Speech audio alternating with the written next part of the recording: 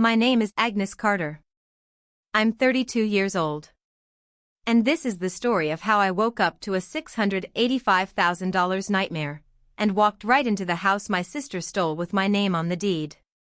It was a Monday morning. The kind that should have been simple, boring even. I was standing barefoot in the kitchen of my Nob Hill apartment in Portland, waiting for my second cup of coffee to finish brewing. My laptop was open on the counter, calendar up, notes ready for the quarterly client pitch I'd been preparing for weeks. Then my phone buzzed. I glanced down, half expecting a Slack ping or a weather alert. But it was a banking notification. Mortgage payment scheduled.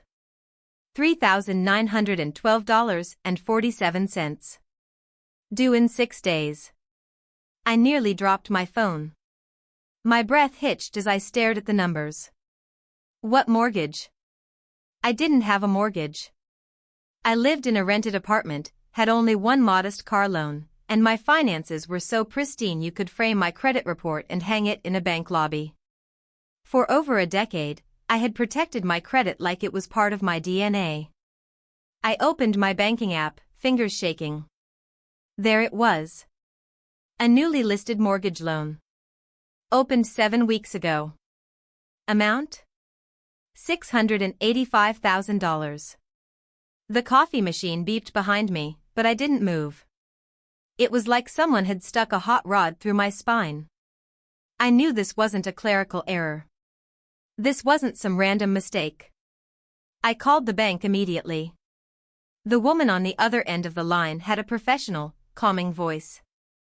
But each word she spoke felt like a knife carving through my sense of reality. Yes, Miss Carter. The loan was processed through our online portal. Verified with income documents, a digital signature, and matching personal data on file. I barely whispered, "What's the property address?" She read it out slowly. 1029, West Willow Ridge. Lakeview District. My legs buckled. I dropped into the nearest chair like gravity had tripled. I knew that street. White fences. Cobblestone walkways. Lavender bushes neatly trimmed under vintage-style lamps. Millionaire territory. And also, my sister Eliza's dream neighborhood. How many times had she sighed over those listings? "Agnes, you just don't get it," she'd say, twirling her wine glass. "Living there is the dream. All I need is one shot." I thought she meant a job offer. A stroke of luck. I never imagined I was the shot. I hung up the phone and stared into the kitchen like I might wake up from some twisted dream. But the numbers were still there on the screen. Still very real. Still attached to my name. There was only one person who ever had that kind of access to me. One person who knew my social security number, who had once accidentally lost my wallet for 2 days before magically finding it under her car seat. One person who borrowed my laptop more than once and watched me type in my passwords. Eliza. The betrayal burned slow, like acid on skin. And the worst part? I hadn't seen it coming. Not fully. Just last week, at my birthday dinner, Eliza had hugged me a little too tightly and whispered, "You have no idea. Everything's about to change." I thought she meant a new boyfriend. Instead, she meant this. I opened my inbox and typed her name. Sure enough, there it was. An unread message from Eliza Carter, sent 3 days ago. Subject, our first home. Inside, a Google Maps link. The address? 1029, West Willow Ridge. I clicked the link, stared at the photo. 2 stories. Perfect hedges. A little bluebird statue on the front porch. Every square inch of it screamed Eliza, her taste, her fantasy. But the name on the loan was mine. Back when I was still a finance major, I made a vow. I'd buy my first home with money I earned myself. I built my credit brick by brick. No debt. No shortcuts. No family bailouts. Just years of spreadsheets, side hustles, and saying no to every Eliza-style impulsive vacation. Eliza had always lived differently. Fast. Flashy. Reckless. She dropped out of college sophomore year. Jumped from job to job. Barista. Event coordinator. Real estate assistant. Nothing stuck. But she had charm. A kind of glamour that made people excuse her flakiness. Our parents, Tom and Celia, never held her accountable. "You're the responsible one," they'd say to me. "Eliza just needs time." Time. That word felt like a slap now. Because apparently, she didn't just take her time. She took my identity. I went to the safe in my closet. Pulled out every document I'd ever protected: birth certificate, tax returns, archived bank statements. I compared them to what I saw in the app. Somehow, she had replicated everything. Not guessed. Not faked. Replicated. And then I remembered dinner at Rose and Pine last month. The night my wallet vanished. The night she swore I'd left it in the restroom. I had cancelled my cards, of course. But now I understood what else she had done. She'd taken pictures of my driver's license. My pay stubs. Probably even saved my e-signature from old forms. And used them to become me. I grabbed my laptop again and logged into all 3 major credit bureaus. I pulled my full credit reports. What I saw made my stomach turn. 3 new credit cards. Balances totaling over $42,000. Charges for luxury furniture, designer fixtures, garden landscaping. Even a deposit for an event planning company. The address on every single order? 1029, West Willow Ridge. She was decorating a house with my credit. My name. My future. I collapsed onto the floor. Not because of the money. But because this wasn't some anonymous hacker. This was my sister. The girl who used to braid my hair and cry during thunderstorms. The girl who once told me she wanted to be just like me, but better dressed. Now she'd stolen everything I spent my adult life building. And she was about to throw a party to celebrate. I opened her email again and scrolled down. There it was. "Come celebrate our first home. 1029, West Willow Ridge. Dress code, white and sun yellow." I almost laughed. Almost. Instead, I picked up the phone and made the first of many calls. The first one, to Sam, my boyfriend and a legal consultant. The second, to Elliot Granger. An investigator. And by the end of the week, I would walk through that door not as a guest, but as the rightful owner, with proof, witnesses, and the law on my side. The thing about betrayal is that it never comes from strangers. And when it's family, when it's your own blood who cuts you open, it doesn't just hurt. It hollows you out. That night, after the shock faded just enough for me to move again, I sat down at my desk like I was preparing for war. Not against a faceless scammer or an anonymous hacker. Against Eliza. My own sister. I started printing. Every credit report. Every bank notification. Every new credit card statement. I pulled up the furniture invoices, the delivery confirmations, the event deposit receipts.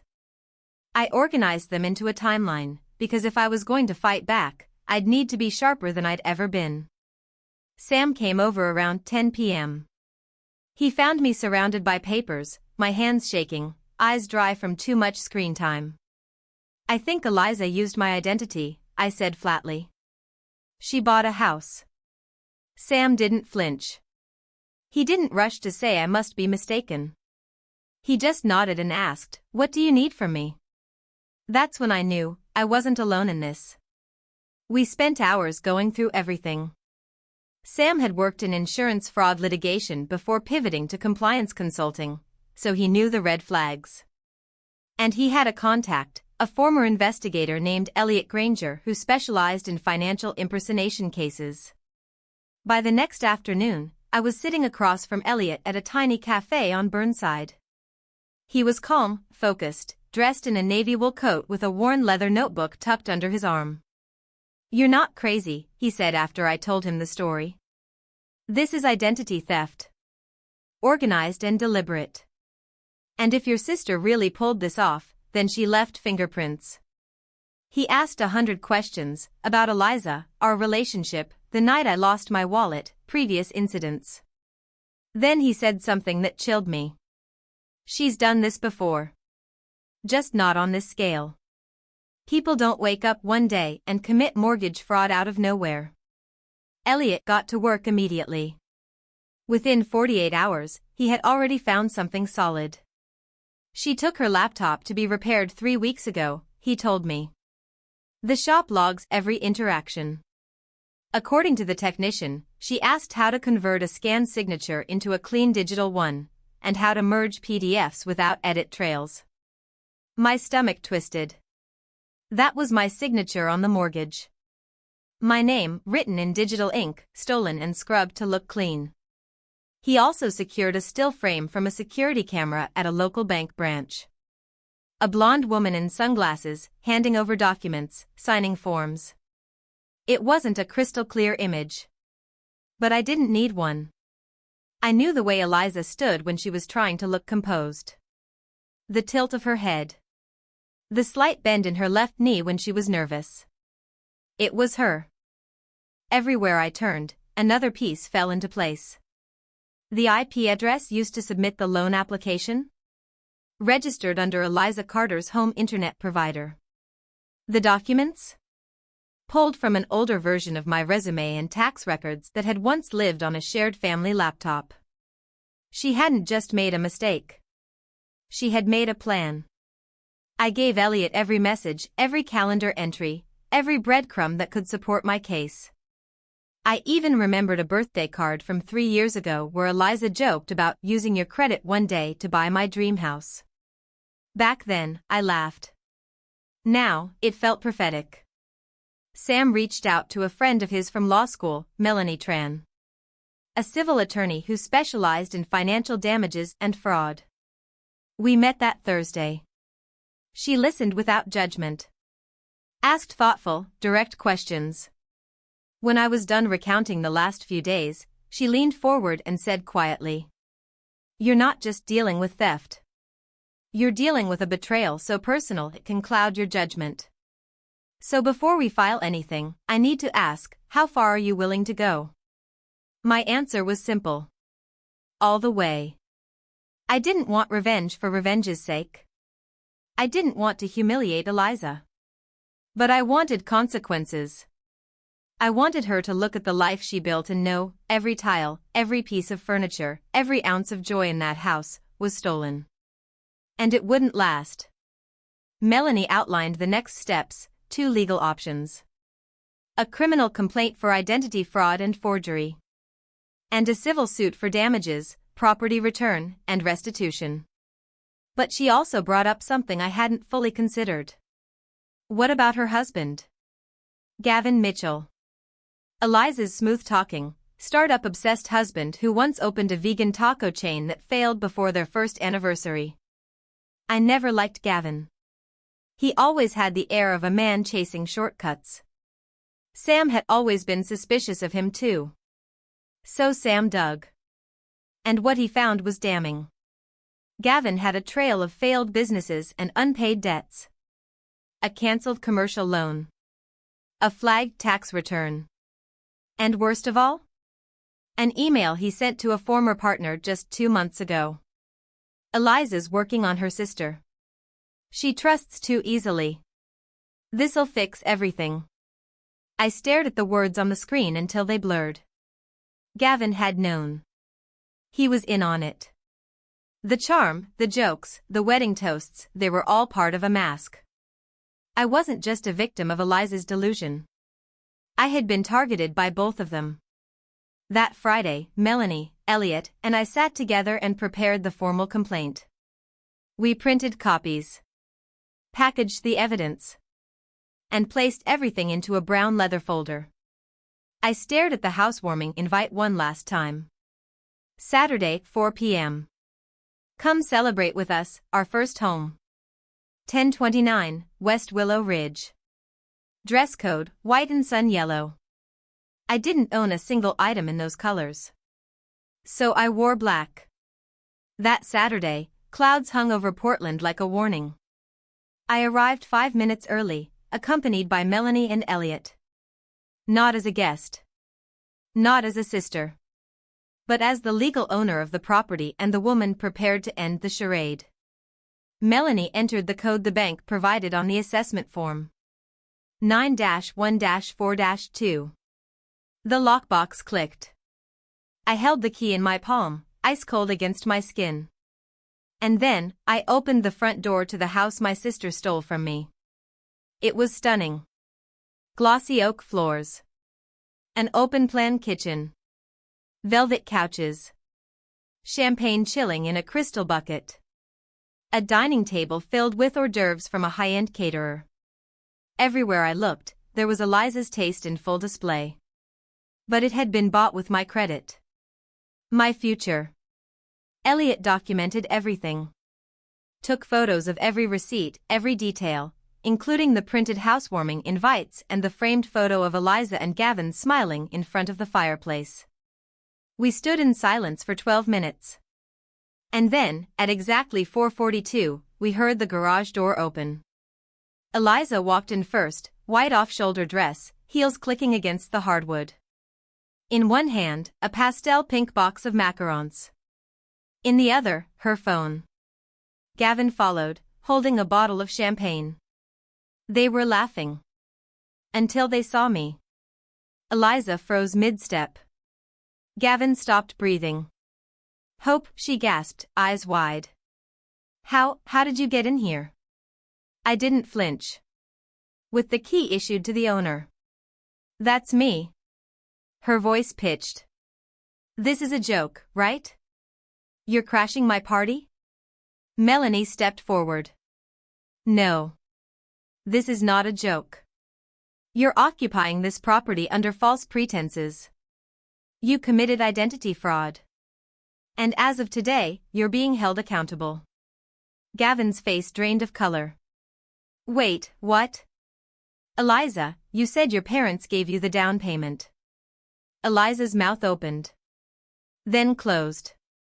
Then trembled. I held the leather folder tightly. Because now? The real party was just beginning.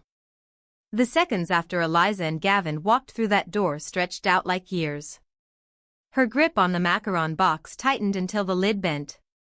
Gavin's eyes darted around the living room like he was searching for a way out, or maybe just a place to disappear into. Neither of them moved. I stood my ground, folder in hand. Calm. Prepared. But underneath, my heart was pounding like a war drum. Eliza Carter, Melanie said, her voice sharp and clear, you are currently residing in a property purchased under fraudulent pretenses using your sister's identity. We have documentation from First Charter Bank, 3 credit bureaus, a computer repair technician's testimony, security footage, and IP logs all proving this. I saw it. The exact second the color left Eliza's face. Gavin turned toward her slowly. What is she talking about? But she didn't respond. She just looked at me. I hope I was going to fix it. I was going to get a new job, refinance. I cut her off. You were going to live in it. You were going to throw a party. You sent out invites. You weren't trying to fix anything.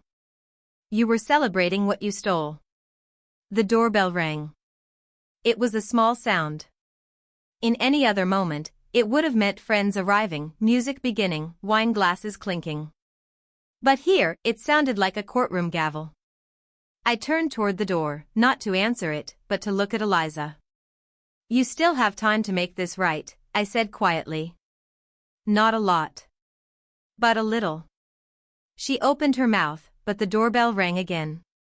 This time followed by voices, laughter. Gavin turned on her. You said your parents helped you buy this place. She didn't deny it. Didn't even defend herself. Because she couldn't. I turned to Elliot and gave a small nod. He retrieved the documents from the folder and placed them on the glass coffee table in the living room. The mortgage statements, the proof of identity theft, the credit card logs, all of it. He left the final document for last, a formal notification of impending legal action. Eliza's shoulders slumped. Her entire body seemed to shrink inside her designer dress. "You brought all this here," she said softly. "To embarrass me? To ruin everything?" "No," I said. "You did that when you decided my name was just something you could borrow." The front door opened. Voices flooded in. Guests. 2 women in bright dresses and a tall man with a camera walked in, smiling, until they saw us. Melanie stepped forward. Calm. Composed. "Good afternoon. I'm sorry to interrupt your arrival, but we need to inform you that this house is currently the subject of an active identity theft investigation. We ask that you vacate the property immediately. Any further gathering here may be considered trespassing." Gasps. Gavin spun around and looked like he might throw up. The taller woman pointed at Eliza. "Wait, this isn't your house?" The air in the room turned thick, like the oxygen had been sucked out. Eliza tried to hold herself together. "It was supposed to be temporary. I just needed a chance to start over." More guests began arriving. Some paused on the porch, peering in through the glass. And then I did something I hadn't planned. I stepped into the center of the room and raised my voice, not shouting, but enough to cut through the confusion. "My name is Agnes Carter. This house was purchased using my identity, fraudulently. I did not sign for this mortgage. I did not authorize the credit. And I am here today to reclaim my name and my future." The guests froze. Some turned around quietly and left. Others looked at Eliza, waiting for her to deny it. She didn't. Because she couldn't. Gavin finally snapped. "You're insane," he hissed to Eliza. "You told me this was legit. You told me you had a settlement from your old job. You made me sign the co-ownership form." Melanie's voice cut through. "Mr. Mitchell, your signature makes you legally complicit. Whether you knew the origin of the funds or not, you entered into a contract under false representation." He staggered backward, hands on his head. "I'm gonna be charged for this? For her scam?" Elliot walked over, calm as ever. "No one's charged, yet. But we have everything we need if it comes to that." Eliza finally moved. She walked toward me slowly, her expression a mixture of disbelief and something I couldn't place, shame? Regret? Or just the realization she couldn't talk her way out of this one. "You could have just talked to me, Agnes," she said softly. "We could have worked something out. We're family." Those words hit me like a slap. "I did talk to you," I replied. "I texted. I called. You ignored every message. And now you want to cry family after what you did to mine?" She looked down. "I was just tired of being the one who didn't make it. Who didn't get ahead." I shook my head slowly. "You didn't get ahead. You broke the law. You stole. And for once, someone's going to hold you accountable." The party never truly began. It unraveled before the first champagne bottle was popped. Guests left, some awkwardly hugging Eliza, others not even bothering. Gavin stormed out, muttering curses and accusations. By the time it was just the 4 of us, me, Eliza, Melanie, and Elliot, the house felt hollow. Like a shell of what she'd wanted it to be. Melanie placed a pen on the table. "These are the preliminary documents," she said. "If you sign, we proceed with civil litigation only. No criminal charges, for now. You'll transfer the property title back to Agnes. Vacate in 30 days. And repay every debt incurred under her name." Eliza stared at the papers. "I don't have that kind of money." Then figure it out, I said coldly. Just like I had to when you spent mine. She picked up the pen. Her hand trembled. I really thought you'd forgive me. I stared back. Forgiveness doesn't mean I let you ruin my life. She signed. It took her 10 minutes to get through all the pages. No more excuses. No more tears. Just her name, written out again and again. This time, not forged. And when the last signature hit the final page, I finally exhaled. The house wasn't hers anymore. But it wasn't mine either, not really. It was a reminder. A symbol. Of where my boundaries began. Of what happens when you stand up and say, enough. After Eliza signed the last document, there was no applause. No closing statement. No final hug. Just silence. Melanie collected the papers with practiced hands and slipped them back into her leather case. Elliot shut his camera and nodded at me. The work here was done, for now. Eliza sat on the couch, her body crumpled like someone had let the air out of her. Her white dress now wrinkled and smeared with what looked like a dab of frosting from the untouched cake on the table. I didn't feel triumphant. I didn't feel satisfied. I felt nothing. Because the person sitting across from me didn't feel like my sister anymore. She felt like a stranger in a costume stitched from my trust. I'll get my stuff out in a few days, she murmured without looking at me. You have 30 days, Melanie said, professional but not unkind. We'll coordinate the inspection and key return. 30 days, Eliza echoed. She didn't argue. Didn't scream or cry or demand a second chance. She just looked empty. I didn't speak again. I had said all I needed to say.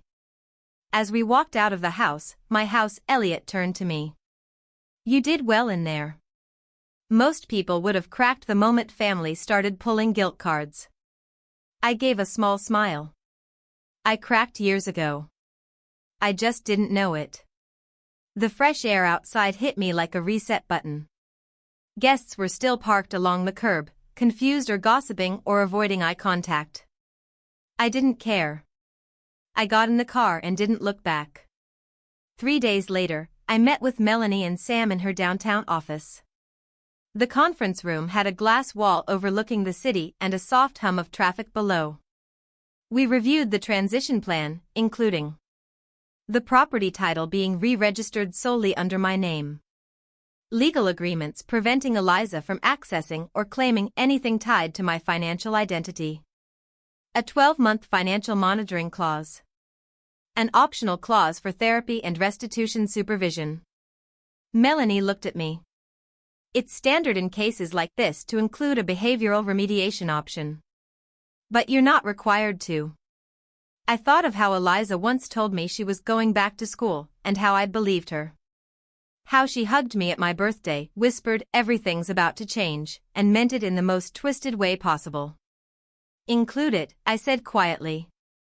Let her prove she's willing to change. Not just talk about it. Melanie nodded and added the clause. Then came the question I hadn't prepared for. Are you planning to keep the house? I paused. On paper, it was a great property. Appreciating neighborhood. Quiet street. Modern kitchen. A status symbol.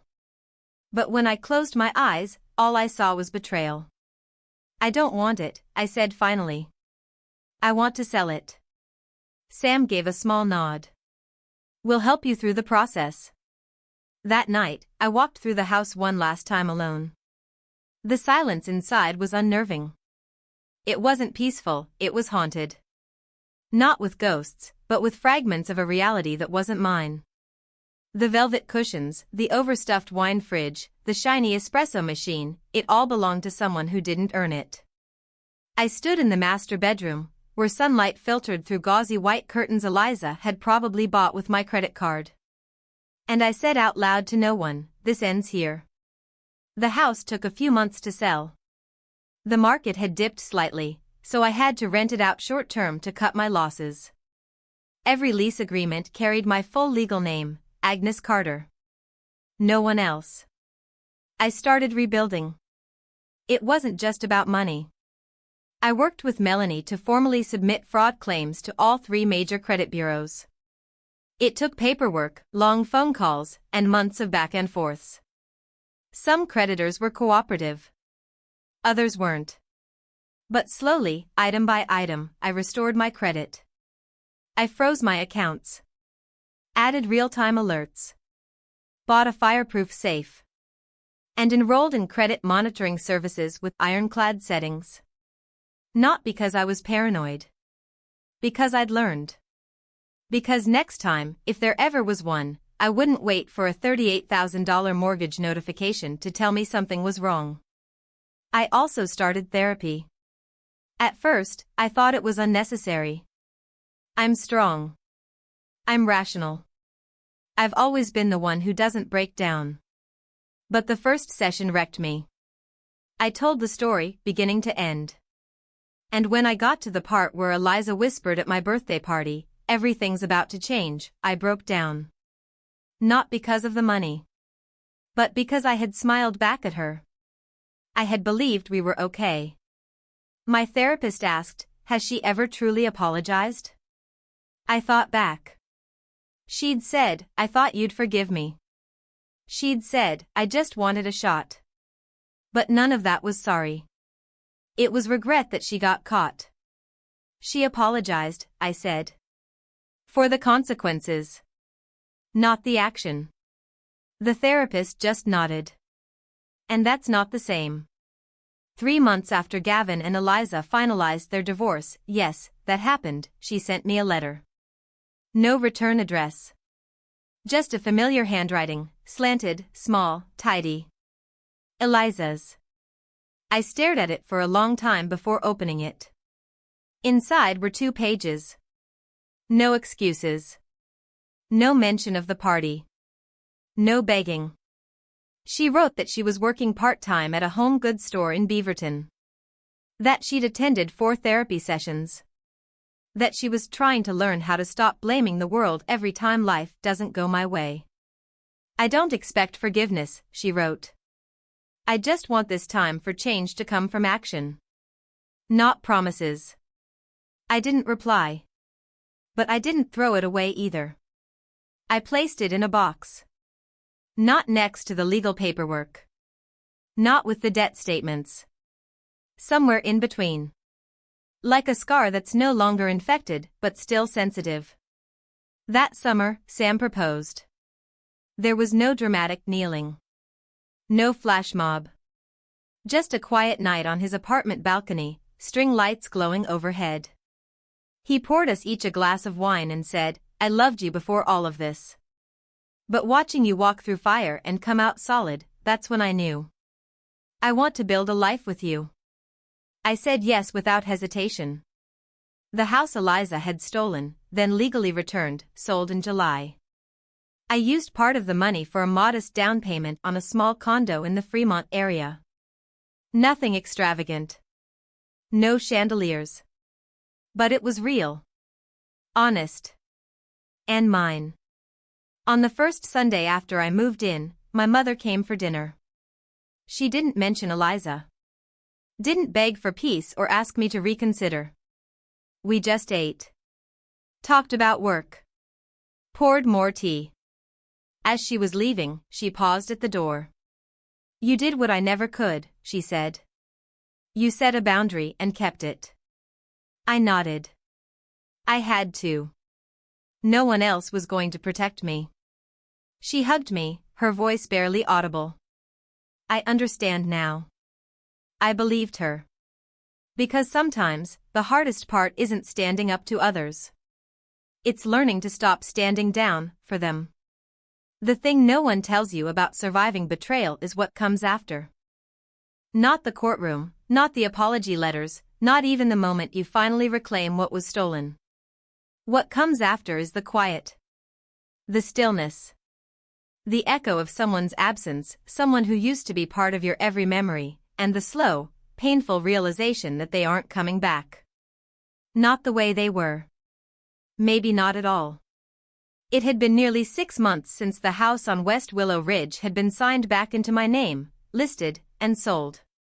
I had moved into my new condo, a 2-bedroom place nestled on the 3rd floor of a modest building in Portland's Fremont area. Olive green walls. A balcony overlooking maples that were already starting to blush red by early fall. It wasn't a mansion. But it was mine.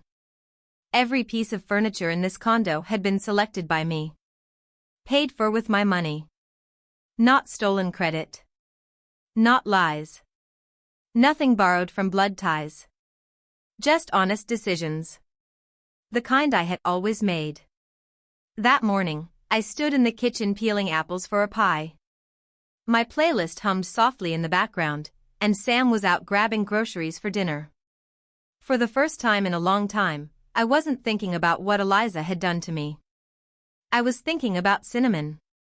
And that felt like a miracle. The door buzzed. Expecting Sam, I wiped my hands and pressed the intercom. Yeah? No answer. Just a long pause. Then, it's Eliza. My stomach dropped. I didn't respond. Not immediately. Another pause. I'm not here to fight. I'm not even here to ask for anything. I just wanted to give you something. I buzzed her up without saying a word. Why? I wasn't sure. Maybe I needed to see for myself what she looked like now. Maybe part of me needed to know if the letter she'd sent months ago had meant anything. When she reached my door, she looked small. Not physically, but emotionally. Her usual styled waves had been tied back in a low bun, and she wore an oversized sweater and black slacks. No makeup. No sparkle. Just Eliza. She held out a plain white envelope. I typed this one. Figured I owed you at least that much. I took it.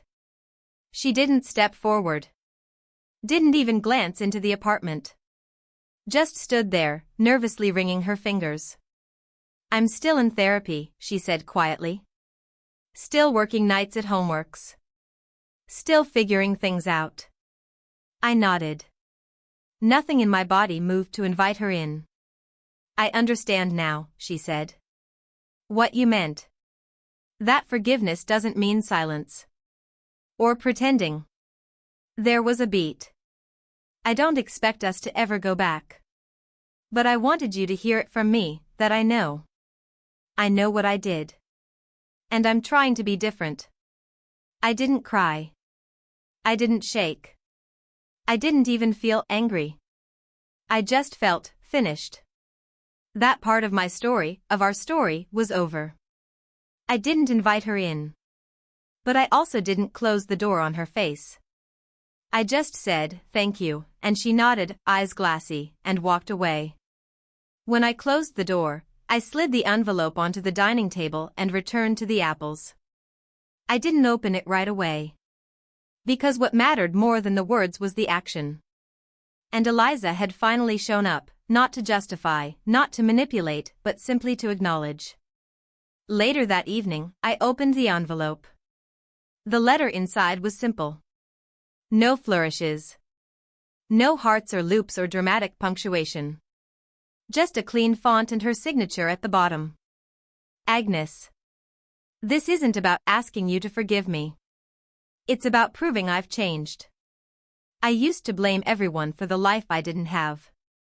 I thought charm and shortcuts would eventually get me there.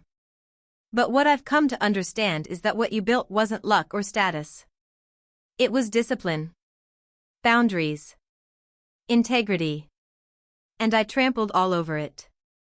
I don't want back into your life. I don't want a second chance. I just want you to know. I'm doing the work. I'm not that person anymore. I don't expect you to believe that from words alone. So I'm not asking you to. Eliza. I folded the letter and placed it in a separate drawer. Not next to the legal contracts. Not near the debt files. But not in the trash either. Somewhere neutral. Because that's where Eliza lived in my life now. Not as an enemy. Not as a sister.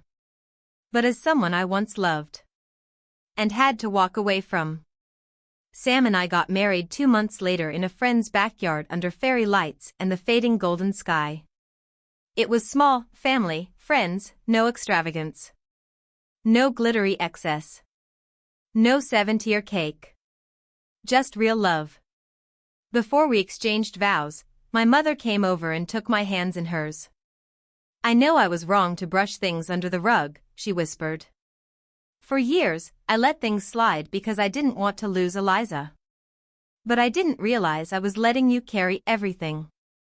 Tears welled in her eyes. "You set the boundary I never could. And I admire you for it." I hugged her tightly. No grudges. No expectations. Just understanding. Because what I reclaimed through all of this wasn't just money. Or a house. It was my agency. My ability to say, no more. And mean it. After the wedding, I started donating some of the excess furniture Eliza had purchased for the West Willow Ridge house. Not because I needed to purge it. But because I wanted to turn something built on lies into something useful for someone else. I gave the velvet chairs to a women's shelter. The overpriced espresso machine went to a local startup's break room. And the rug? That went to my therapist's office. She smiled when I rolled it in. "You sure?" "Yeah," I said. "Let it be walked on by people who are healing." Months passed. The emptiness I feared never came. Because my life wasn't hollow anymore. It was honest. And I no longer checked my credit report every morning like I did in the first few weeks after discovering the fraud. But the alerts stayed on. The safe stayed locked. The boundary stayed drawn. Not out of fear. But out of growth. Because trust, once broken, can be rebuilt. But it should never be rebuilt blindly. And because the most valuable thing I own isn't a condo or a ring or a perfect credit score. It's knowing when to stop carrying someone else's damage and start living for myself. Fall settled over Portland like a warm, worn blanket. The maples outside my balcony had turned crimson and gold, and every time the wind blew, leaves scattered like confetti over the quiet street below. I found peace in the small things now. The scent of cinnamon in the oven, the hum of Sam's laugh from the other room, the gentle rhythm of my life finally free from chaos. But healing isn't always a straight line.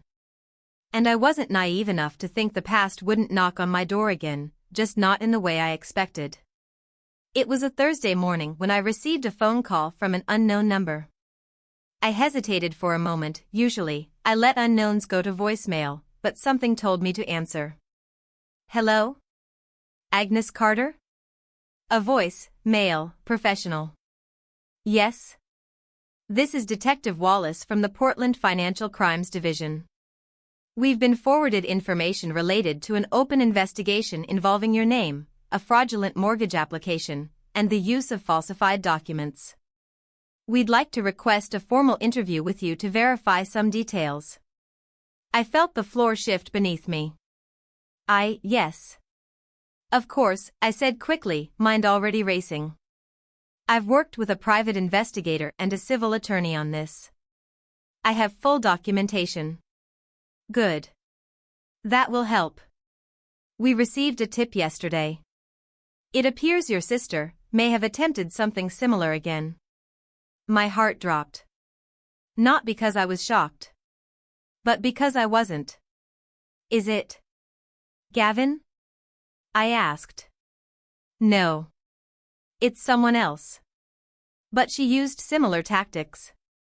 A forged signature, access to someone's personal documents, a manipulated digital trail." I closed my eyes. "Eliza. What did you do this time?" The detective scheduled the meeting for the next day.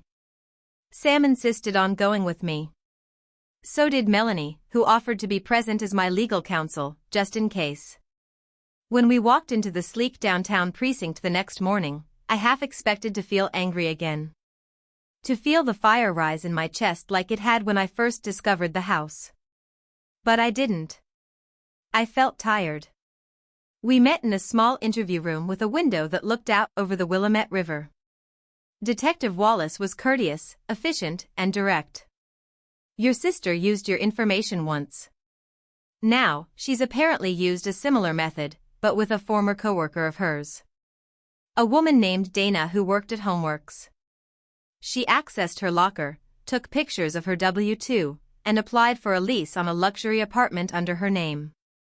My jaw tightened. "Has Dana pressed charges?" "She's in the process. It's early." He looked at me with a tone that was both sympathetic and serious. "Do you want to pursue criminal charges from your end now?" "It's still an option, especially considering this new case suggests a pattern." Melanie leaned forward. "We've held off so far.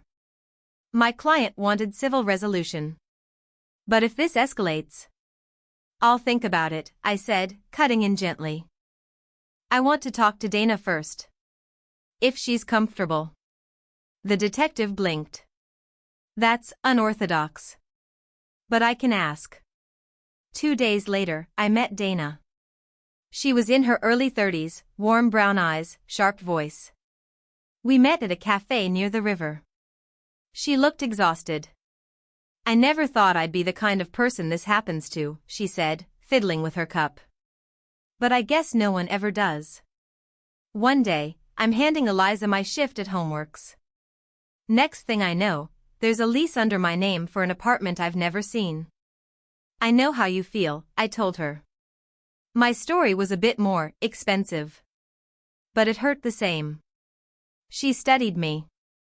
"Do you think she's sorry?" I shook my head slowly. "I think she knows how to say sorry. But I don't think she knows how to stop needing to be rescued." Dana laughed bitterly. "That's exactly it." I gave her the number to Melanie's firm and told her to call if she needed any support, legal or emotional. Later that week, I called Detective Wallace. "Go ahead and press charges," I said. "But make sure Dana's name is at the front. She deserves to be heard first." He agreed.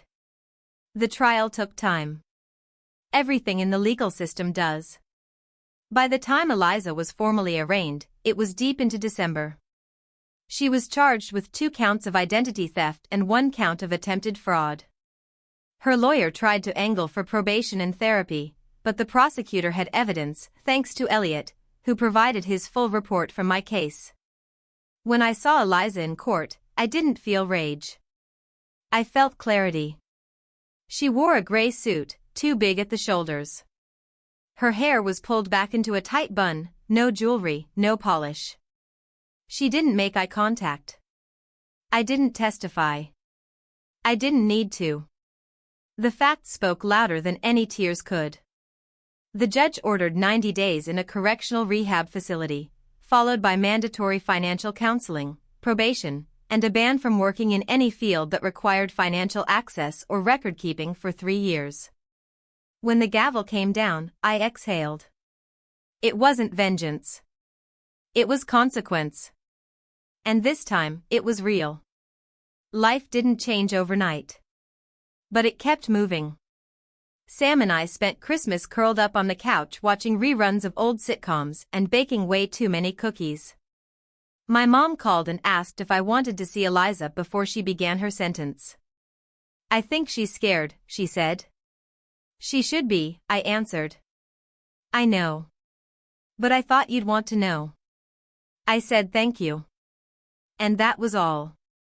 Because I didn't need to see her locked up to feel closure. I had already walked into the house she stole and taken back everything she thought I'd never find. My power. My peace. And my future. A few weeks later, I received a plain white envelope in the mail. No name on the return address. But I recognized the blocky, awkward signature on the back. Eliza. Inside was a single sheet of lined notebook paper. I used to think forgiveness was something I could earn if I cried hard enough. But I get it now. You didn't walk away because you hated me. You walked away because you finally loved yourself more. I don't expect anything. I just wanted you to know that I get it now. Eliza. I didn't cry. I didn't write back. I folded the note, placed it in the same drawer where her last 2 letters lived.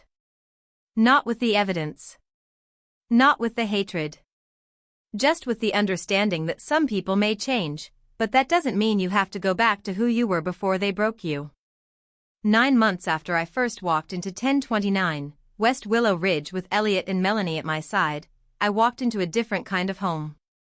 No marble countertops. No spiral staircases. No velvet drapes or overpriced chandeliers. Just a modest 2-bedroom condo with pale olive walls, warm oak floors, and a small balcony where Sam and I sometimes sat and talked about everything and nothing. It didn't sparkle like a magazine ad, but every inch of it was real. Bought with clean money. Earned with hard work. Owned by someone who finally understood her worth.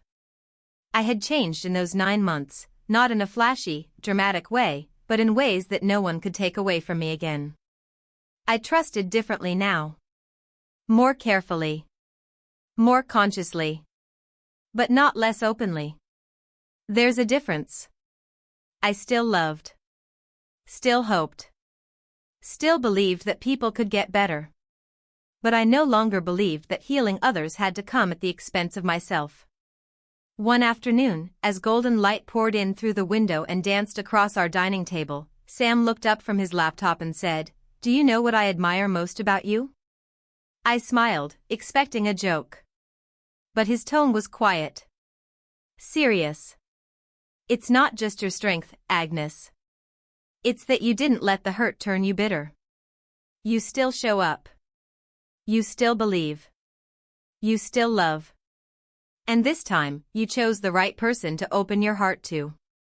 I didn't say anything.